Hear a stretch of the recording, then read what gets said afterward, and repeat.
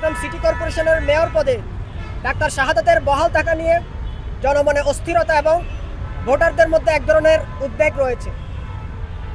Chittagong city কর্পোরেশনের mayor পদটি প্রজাতন্ত্রের একটি গুরুত্বপূর্ণ এবং প্রভাবশালী পদ। এই পদে অধিষ্ঠিত থেকে তিনি বিএনপি প্রার্থীদের বিভিন্ন প্রচারণায় অংশ নিচ্ছেন, আপনারাও দেখেছেন সেটা।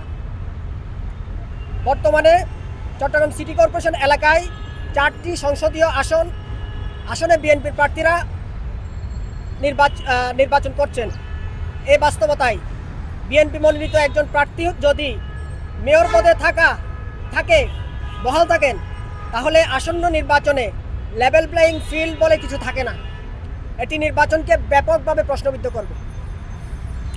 আমরা স্মরণ করিয়ে দিতে চাই, নির্বাচনের নিরপেক্ষতা রক্ষার স্বার্থে স্থানীয় সরকার উপদেষ্টা আসিফ মাহমুদ এবং তথ্য উপদেষ্টা মাহফুজ আলম অনেক আগেই অন্তর্বর্তীকালীন সরকারের পদ থেকে পদত্যাগ করেছেন। একই বাস্তবতায় চট্টগ্রাম সিটি কর্পোরেশনের বর্তমান মেয়র ডাক্তার শাহাদাত হোসেনকেও পদত্যাগ করতে হবে।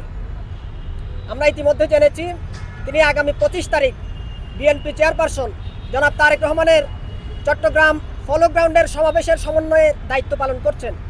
একজন সক্রিয় রাজনৈতিক দলের নেতা হয়ে মেয়র পদে বহাল থাকলে আসন্ন নির্বাচনে লেভেল প্লেইং ফিল্ড নষ্ট হবে এবং জাতীয় নির্বাচন ব্যাপকভাবে প্রশ্নবিদ্ধ হবে। যেহেতু চলতি মাসের 27 তারিখ তার মেয়াদ পূর্ণ হচ্ছে এবং আগামী 22 তারিখ থেকে সারা দেশে ভোটে প্রার্থীদের প্রচারণা শুরু হচ্ছে, সুতরাং এই বাস্তবতায় চট্টগ্রামের নির্বাচনী পরিবেশ অবাধ, সুষ্ঠু এবং নিরপেক্ষ রাখতে হলে অবিলম্বে জনাব ডাক্তার শাহাদাত হোসেনকে তার পদ থেকে পদত্যাগ করতে হবে।